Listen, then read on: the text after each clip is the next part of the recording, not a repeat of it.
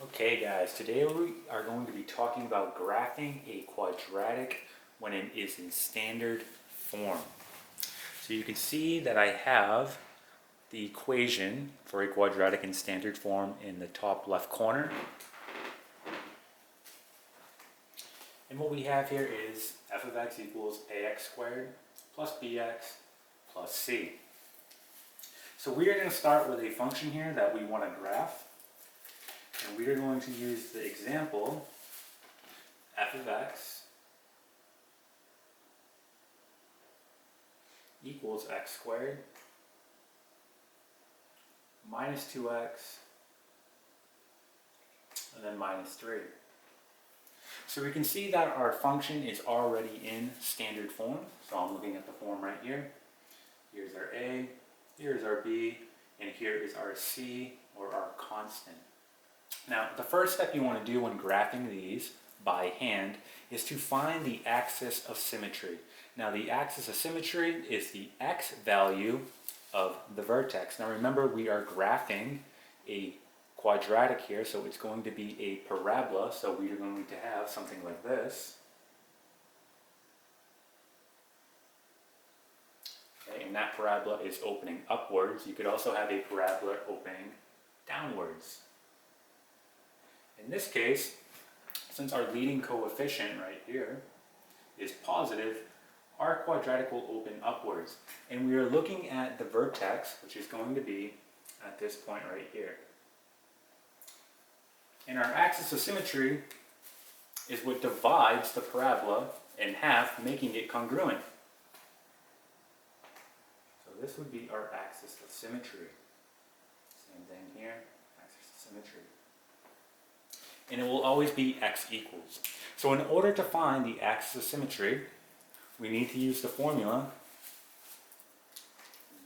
And we get x equals negative b all over 2a. That is the formula we're going to use to find the axis of symmetry when we have a function in standard form. So in this case, we can see that our b value here is going to be negative 2. So we're going to simply plug this in. So we are going to have x equals, and notice a negative and a negative will make a positive, so we don't even have to write the negative sign here. They cancel each other out.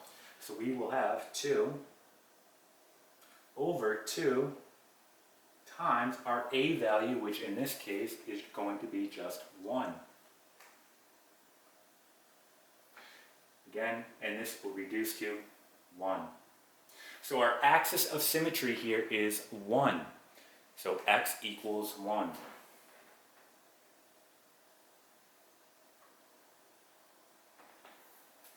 Now at this point, we only have the x value of the vertex. We also need to find the y value. So in order to find the y value of the vertex, you now need to take your x value here and plug it back into the original function. So we are going to go ahead and do that, and you may see it sometimes written in this form. So for example, we can say f of 1 equal to, and all this is saying here is we want to know what the function will equal when we plug in a 1 for x. So let's go ahead and do that. We're going to plug in a 1 here, so just following our function up top, we're going to do 1 squared minus 2 times 1, oops, and then minus 3. So 1 squared is just 1, minus 2, and minus 3. So we get negative 1 and negative 3, so this will equal negative 4. So we have our vertex value here. It's going to be 1, negative 4. So we're going to go ahead and graph that point on our graph over here. So we're going to go over 1, and then we're going down negative 4. And we're going to make a point. And remember, this is our vertex, so what we want to do is draw in a dividing line, and this will help in the graphing process. So we're going to draw in a dividing line, vertical dividing line, at x equals 1. Remember, this is serving as our axis of symmetry. And this again will help when we graph because we will reflect over this line and everything will be congruent. Now, an interesting thing, when you have a function in standard form, you already immediately know where it's crossing the y-intercept. You just look at your c value. In this case, it's going to be -3. So I know that this function is crossing at -3. So what I can do right now, I can make a point on the y-axis at -3. So if I go down 1, 2, 3, make a point. Okay, that is going to be a known value. Now, the cool thing is we have our axis of symmetry, so we know that if we just reflect this point, we also have to have another point on this side. So this is only being shifted over 1, so we will also have a point here.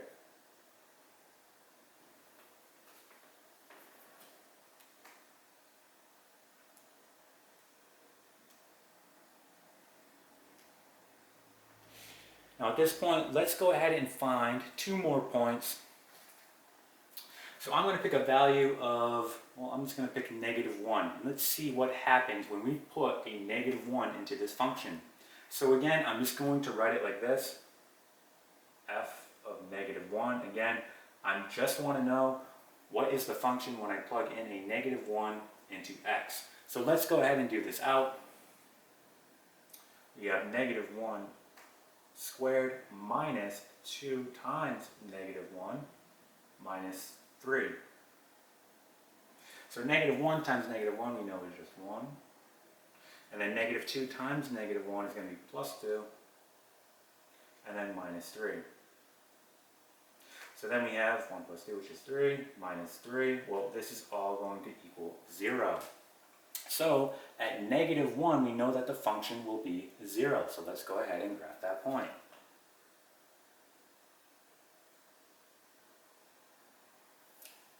And again, we're going to use our axis of symmetry here to get another point. So for example, if we just simply reflect what we know right here to the other side, well, that will just be 1, 2, 3. We will be at this point right here. And what we can do, we can go ahead and connect these. And we will have a function that looks something like that. Now that is graphing a function by hand using standard form. Now this particular problem was pretty simple. You will get into more difficult problems when you're dealing with fractions, but just for this example, this is good to get the system down. So again, this is graphing a quadratic in standard form.